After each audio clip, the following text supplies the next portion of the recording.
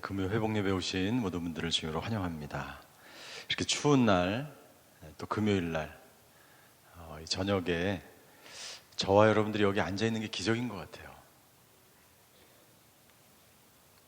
그렇게 생각하십니까? 네. 예배가 사모해서 그리고 회복을 사모해서 오신 모든 분들을 주님으로 환영합니다. 제가 이렇게 앉아서 예배드리고 찬양하는데 특별히 우리 대학생인가요? 고등학생인가요? 우리 못 보던 우리 형제들도 앉아 계시고 우리 새로 오신 분들도 많이 계신 것 같아요. 추운 금요일 또 시간 내기 어려운 시간에 찾아오신 모든 분들을 주님으로 환영합니다. 제가 잠시 기도하고 하나님의 말씀을 듣겠습니다. 하나님,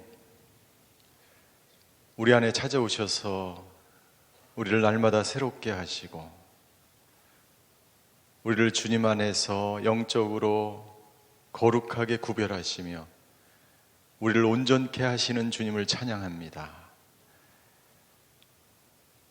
우리가 어떤 상황 가운데 있든지 우리가 어떤 삶을 살아왔든지 상관없이 우리를 사랑하시고 우리와 함께 하시며 우리를 생명의 길로 인도하시는 그 하나님을 오늘도 바라보며 이 자리에 앉아 있습니다.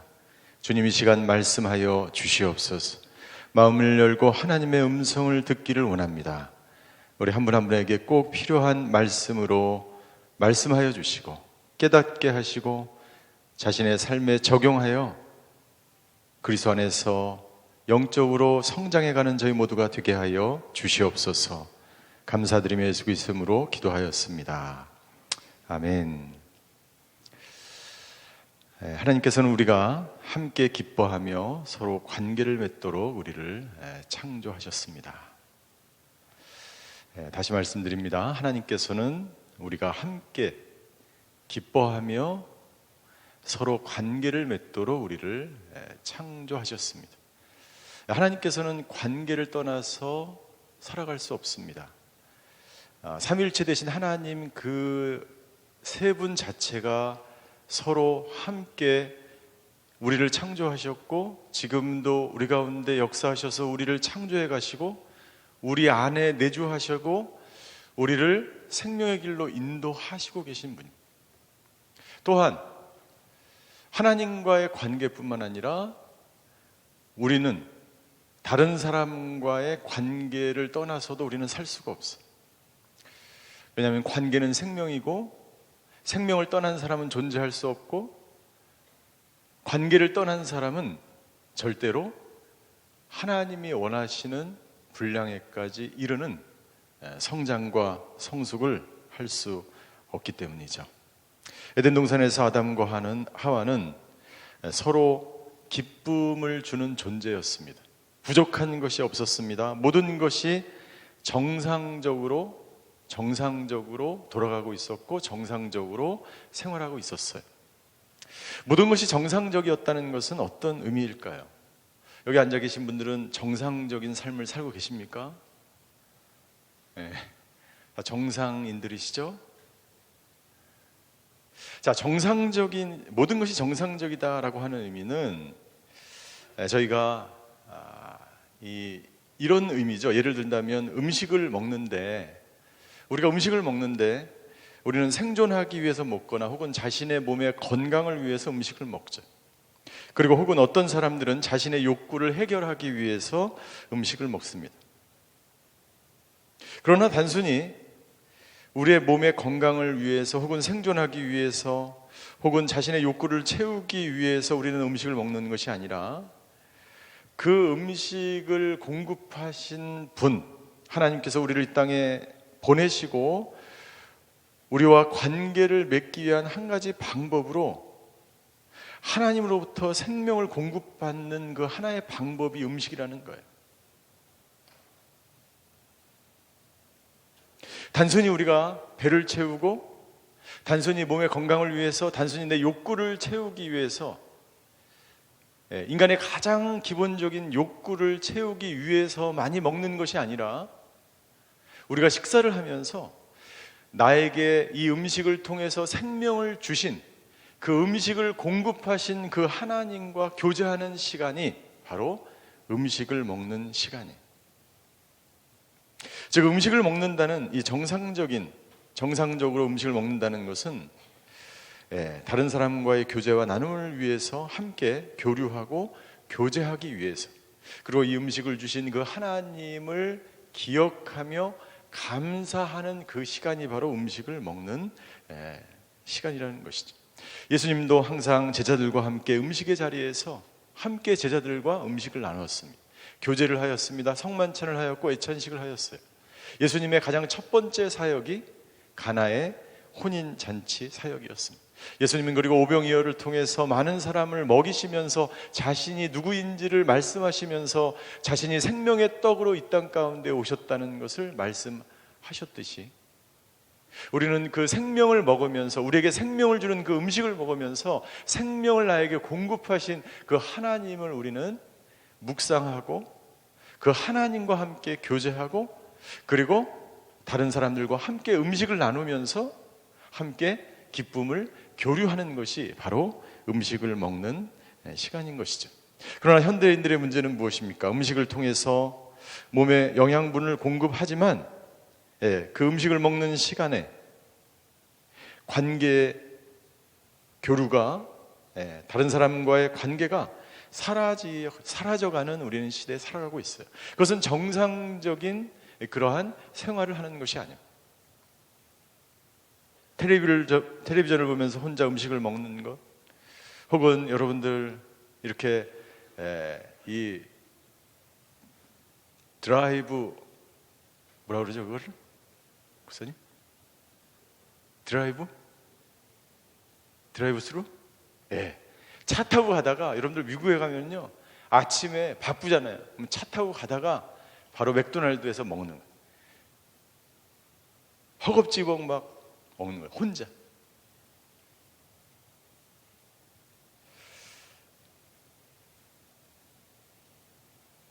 여러분들, 정상적인 식사의 시간은 우리가 하루에서 다른 사람과 해야 될 일을 이야기를 나누며 감사의 마음을 나누며 하나님께서 나에게 음식을 주신 것에 대해서 감사하며 하나님께서 그 음식을 먹는 그 자리에 함께하고 있음을 우리가 의식하며 다른 사람과 관계를 이루는 시간.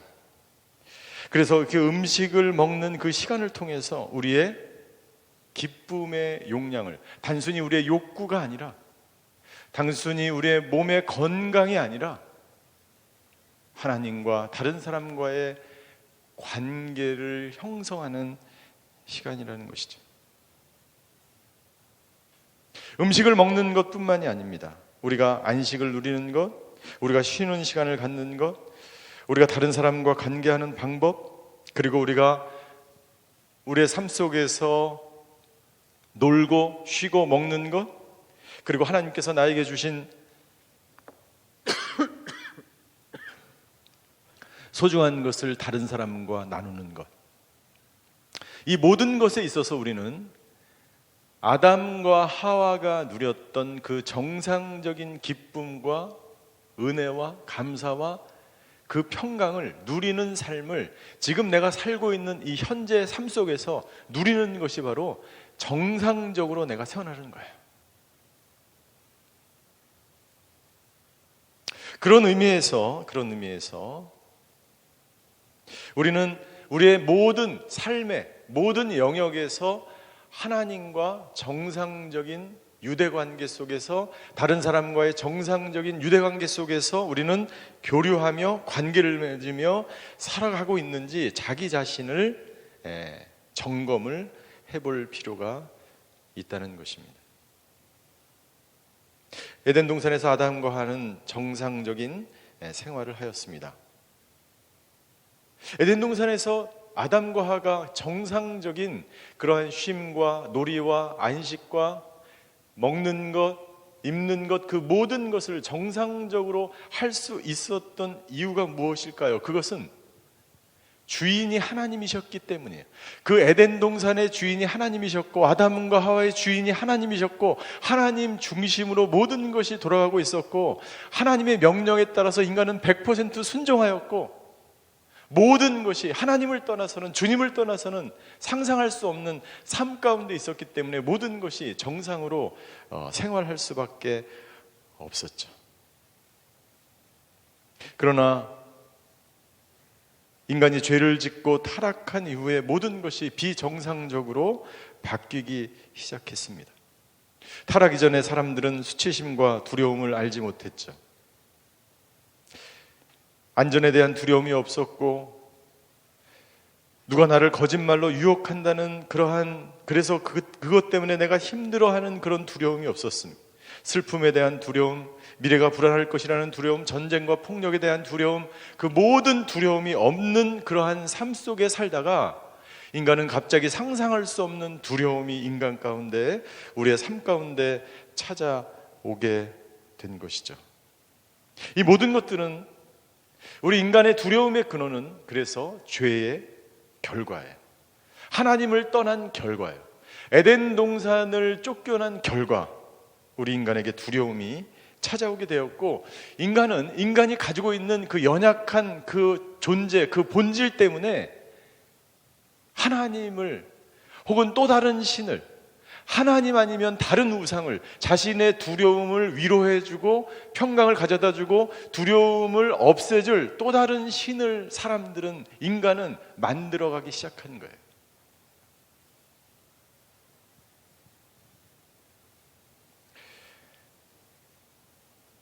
모든 인간이 가지고 있는 이 두려움 때문에 사실은 정상적인 생활을 하지 못하는 것이고, 많은 사람들이 어려움을 겪게 되는 것이고, 그 두려움이 하나님을 바로 보지 못하게 하는 것이죠. 예수님을 영접한 이후에도 우리 인간들은 계속해서 두려움 가운데 살아가고 있습니다. 문제는 뭐냐면, 더 나아가서 하나님조차 두려운 존재로 우리가 받아들인다는 사실.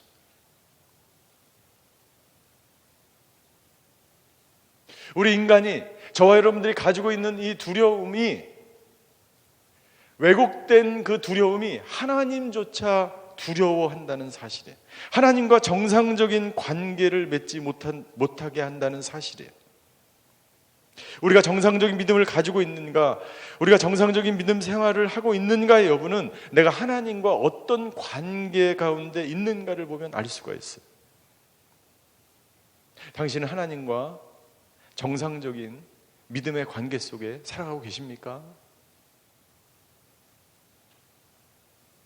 당신의 하나님은 판단하시고 정죄하시고 당신을 책망하기 위해서 준비하고 계신 하나님입니까? 아니면 당신이 믿고 있는 하나님은 당신과 관계하며 당신과 함께 하시며 당신을 회복시키기 위해서 당신을 사랑하시는 하나님이십니까?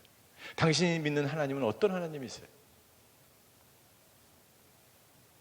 판단하시는 하나님,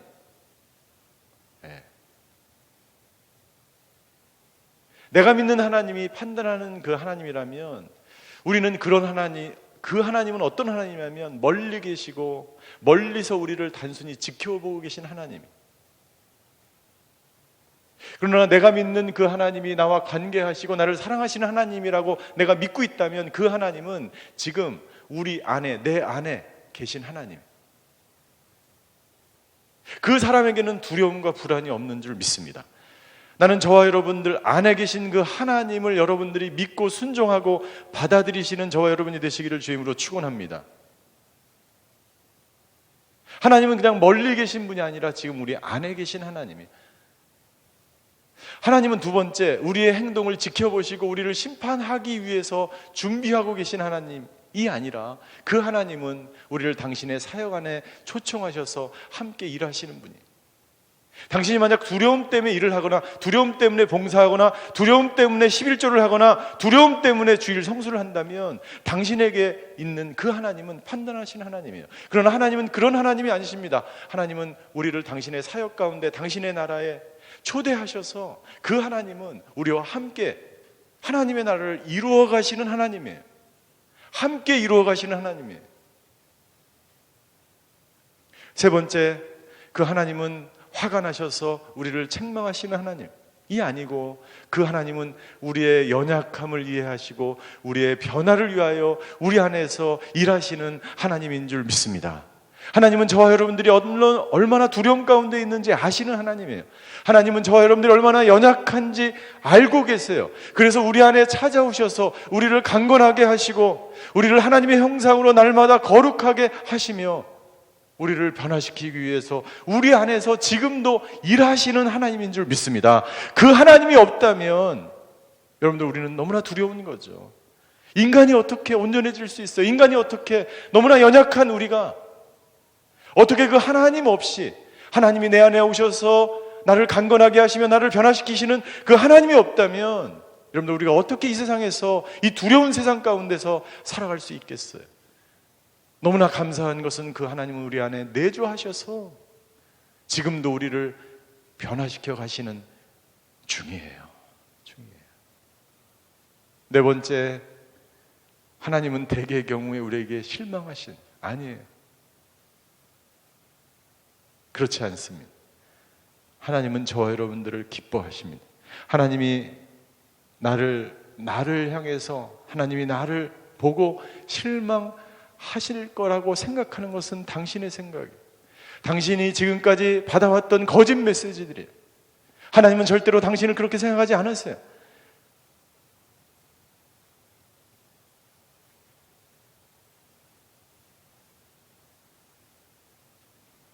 그러나 우리가 가지고 있는 두려움이, 우리의 죄악이, 하나님을 떠난 우리가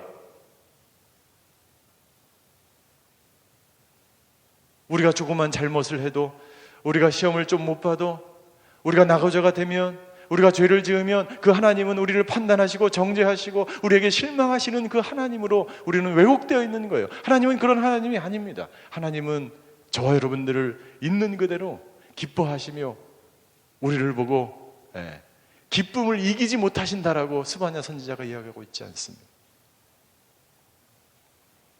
다섯 번째, 하나님은 내가 열심히 해야 영적 성장이 가능하다라고 생각하십니까? 그렇지 않습니다. 우리는 그냥 있는 그대로 나의 삶 속에서 매 순간 하나님과 하루하루 한 걸음 한 걸음 동행하는 그러한 삶을 살아갈 때 우리는 나도 모르게 어느새 영적으로 성장해 가고 있는 거예요. 인생은 하나님의 거대한 실험장이다. 그렇지 않습니다. 인생은 하루하루 하나님을 경험하는 장소입니다. 당신의 하나님은 어떤 하나님이십니까?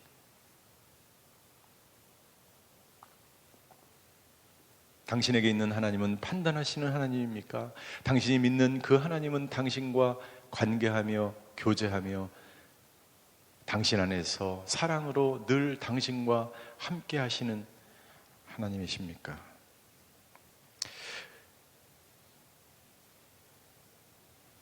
당신의 신앙생활은 두려움의 동기입니까? 사랑의 동기입니까?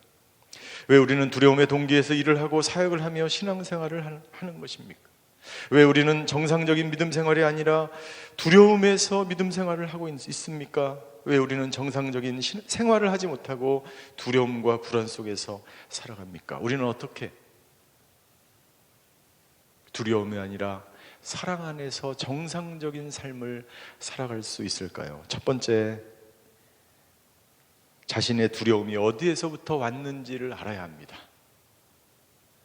저와 여러분들이 가지고 있는 불안이나 두려움이나 다 마찬가지죠. 슬픔이나 외로움이나 당신이 가지고 있는 당신의 핵심적인 감정, 당신 스스로 당신을 조절할 수 없는 가장 중요한 당신을 움직이는 그 감정이 어디서부터 왔는지 당신이 알아야 해요. 여러분들, 우리는 태어나면서부터 우리의 기본적인 필요와 욕구를 채울 수 있는 도움과 반응들을 필요로 하는 사람들이에요. 여러분들, 날 때부터 영적으로 건강한 성장해 있는 사람이 없는 것처럼 날 때부터 자기 스스로 모든 것을 다 할 수 있는 사람이 없어요. 우리는 어렸을 때부터 누군가의 양육자의 도움을 통해서 지금까지 이 자리에 앉아 있는 것이죠. 만약 당신을 양육하고 당신의 필요를 채워주고 당신의 요구에 반응한 사람이 건강한 사람이라면, 그리고 그 사람이 정상적으로 당신을 성장시키며 당신이 그 사람에 의해서 정상적으로 양육받아왔고, 그리고 그렇게 계속해서 성장하면서 하나님을 믿고 하나님과 유대관계가 정상적이며 건강하게 신앙생활을 하며 지금까지 온 사람들은 두려움의 관계가 아니라 사랑의 관계로 하나님과 다른 사람과 관계를 맺으며 살아오신 거예요. 그리고 인생의 폭풍을 만날 때 이런 사람들은 그 폭풍을 건강하고 정상적으로 극복할 수 있는 능력이 그 사람 안에 있어요. 그러나 반대로 여러분들, 당신의 부모님이 당신의 필요와 요구에 대해서 불규칙적으로 반응했으며 기쁨 대신에 슬픔을 주었고 불안한 관계를 유지했고 당신의 필요와 요구에 적절하게 당신은 그 양육을 받지 못했다면 당신 안에 가지고 있는 그 불안과 두려움은 점점 크게 당신 안에서 건강하지 못한 정체성을 만들어 나갔던 것입니다. 정상적인 양육을 받지 못했기 때문에 당신의 믿음 생활도 정상적인 믿음 생활을 할 수 없었어요. 인생의 폭풍우가 다가올 때 당신은 그 폭풍을 넘기가 너무나 힘들고 고통스러운 거예요.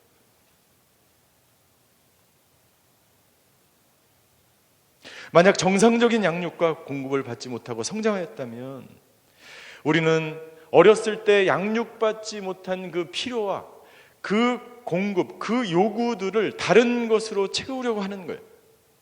그 다른 것으로 채우려고 했던 그것이 당신에게 우상이 된 거예요.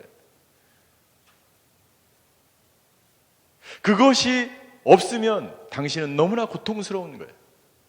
그것이 채워지지 않으면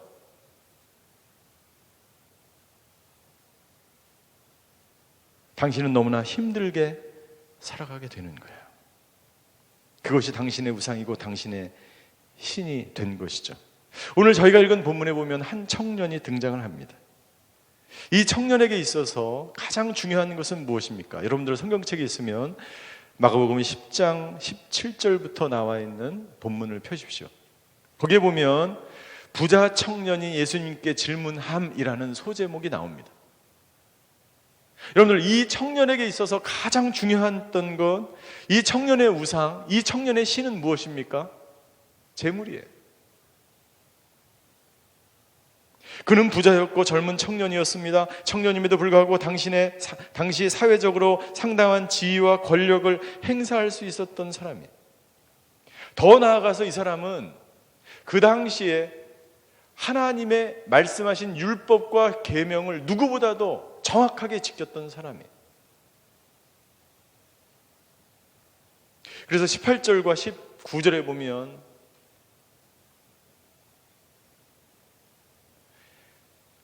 살인하지 말라, 간음하지 말라, 도둑질하지 말라, 거짓 증언하지 말라, 사기치지 말라, 부모를 공경하라는 계명들을 알고 있을 것이다. 예수님이 말씀하십니다. 그런데 이 청년이 20절에 이렇게 대답합니다. 20절. 청년이 대답합니다. 선생님, 저는 어릴 때부터 이것들을 모두 어김없이 지켜왔습니다. 그런데 예수님께서 21절에 이렇게 말씀하십니다. 예수께서 그를 쳐다보고 사랑스럽게 여기시며 말씀하셨습니다. 내게 한 가지 부족한 것이 있다. 가서 내가 가진 것을 모두 팔아 가난한 사람들에게 나누어 주어라. 그리하면 하늘에서 보물을 얻게 될 것이다. 그리고 와서 나를 따라라. 22절을 같이 읽겠습니다. 22절 시작. 이 말씀을 듣자 그 사람은 무척 근심스러운 얼굴로 슬퍼하며 떠나갔습니다. 그가 대단한 부자였기 때문입니다. 여러분들, 오늘 이 말씀에서 우리에게 주시는 하나님의 메시지는 무엇입니까? 이 청년에게, 이 부자 청년에게 있어서, 인생에 있어서 가장 소중했던 것은, 그가 가장 애착을 갖고 있었던 것은 물질이었어요. 여러분들, 제가 처음에 말씀드린 것처럼 정상적인 생활, 정상적인 생각은 무엇입니까? 물질을 주신 분이 누구냐 하는 거예요. 우리가 애착을 갖고 우리가 사랑을 해야 될 대상은 물질이 아니라, 우상이 아니라, 세상이 아니라 하나님인 줄 믿습니다. 하나님이 당신에게 물질을 주시는 거예요. 물질 자체가 당신에게 행복을 주는 것이 아니에요. 하나님이 당신을 행복하게 하기 위해서 행복을 주시는 분은 바로 하나님이시고 물질은 그 도구일 뿐이에요. 우리가 이것을 착각하게 되면 우리는 하나님과 관계하는 것이 아니라 물질과 관계하게 되고 물질에 애착을 갖게 되고 물질의 나의 우상이 되는 거예요. 물질이 나중에 어떻게 됩니까? 나의 전 인생의 모든 것이 되어버리는 거예요. 이 부자의 정체성은 물질이었어요.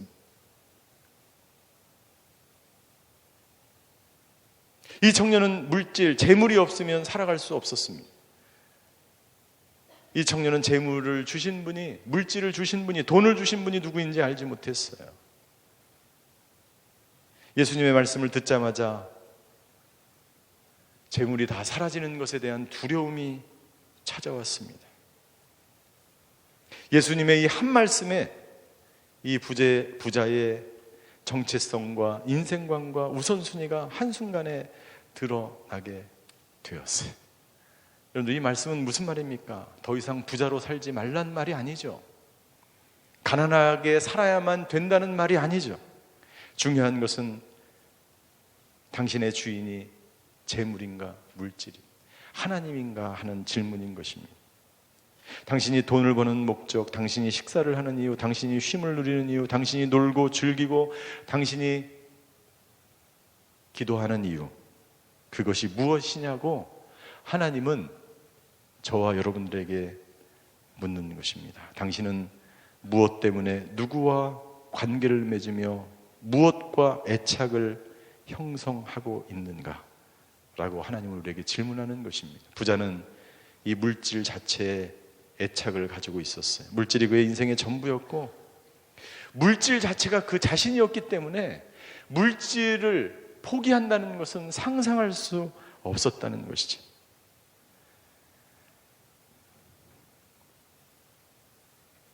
첫 번째는요, 당신이 누구와 유대관계를 맺고 있느냐 하는 것이.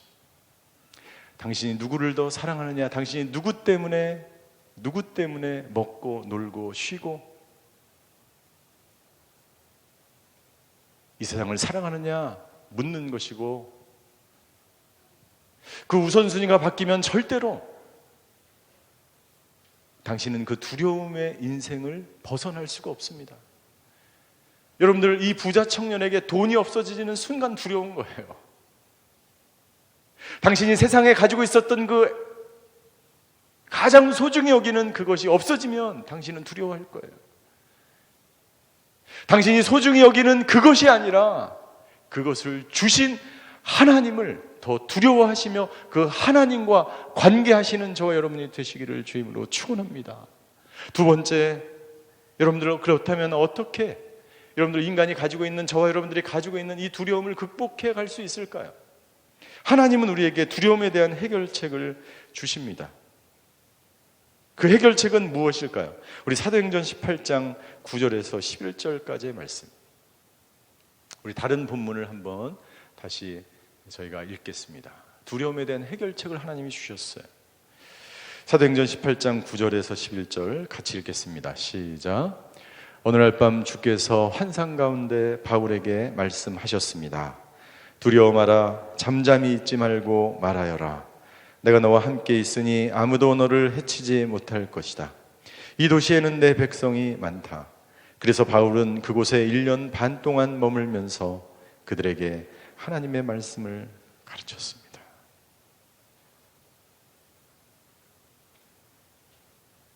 여러분들, 바울이 이방 땅에서 가장 세속적인 그 도시에서 말씀을 가르치는데,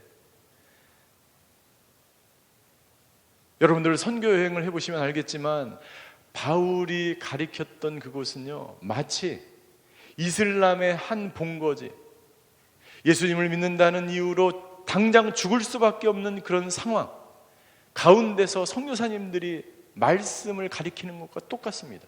언제 돌이 날라오고 언제 칼이 날라올지 모르는 그 상황이에요. 그래서 사도 바울은 실제로 그런 고통과 어려움을 당했죠. 하나님이 나타나셔서 이렇게 말씀하십니다. 두려워하지 마라, 두려워하지 마라. 잠잠히 있지 말고 말씀을 가리키라. 그리고 이렇게 말씀하세요. 내가 너와 함께 있으니 아무도 너를 해치지 못할 것이다. 두려움을 해결하는 방법은 무엇입니까? 하나님과 당신이 관계를 맺으며 살아가는 것입니다. 하나님은 바울이 두려움이 아닌 사랑의 관계에서 자신이 말씀을 증거하고 정상적으로 그것에서 생활하고 하나님께서 주신 그 사역을, 임무를, 일을 온전하게 수행하도록 하나님이 바울에게 말씀하시는 거예요. 두려워하지 마라. 내가 너와 함께 있다라고 말씀하셨습니다. 우리가 두려움 없이 생활하거나 사역하거나 일을 하려면 가장 우선되어야 하는 것이 있는데, 그것은 뭐냐면 하나님이 지금 나와 함께 하는 것을 내가 믿음으로 받아들이고 그 하나님과 함께 동행하면 그 모든 두려움이 저와 여러분들에게 사라지게 될 줄 믿습니다. 저와 여러분들의 일의 동기가, 돈을 버는 동기가, 생활하는 동기가, 살아가는 목적이 두려움 때문이 아니라 사랑임을 여러분들이 깨닫게 되기를 주임으로 축원합니다.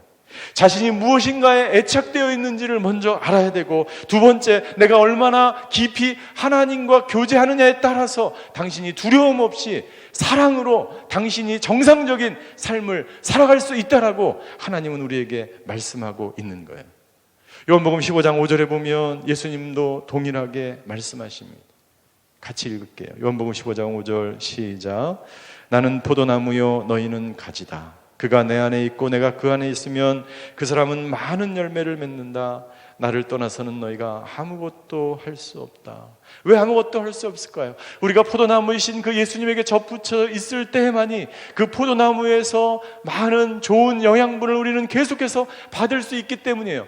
당신이 드리는 그 예배 시간, 그 1시간, 당신이 소그룹 하는 그 1시간, 당신이 관계기술 훈련을 하는 그 훈련, 그 1시간, 그 한숨만 통해서 당신은 끊임없이 하나님으로부터 그 영양분을 공급받을 수 있는 거예요. 결론은 무엇입니까? 당신이 하나님과 하는 그 시간과 그 시간의 질과 양이 당신의 정체성을 좌우한다는 거예요. 당신이 두려움 없이 사랑으로 정상적인 삶을 살아갈 수 있는 비결, 두려움 없이 사랑으로 살아갈 수 있는 비결, 당신이 얼마만큼 하나님과 관계하는 그 질과 양이 그것을 결정하는 것입니다. 그래서 요한복음 15장 11절과 12절에 예수님은 계속해서 이렇게 말씀하십니다. 같이 읽겠습니다. 시작. 내가 이것들을 너희에게 말하는 것은 내 기쁨이 너희 안에 있어 너희 기쁨이 충만하게 하려는 것이다. 내 계명은 이것이다.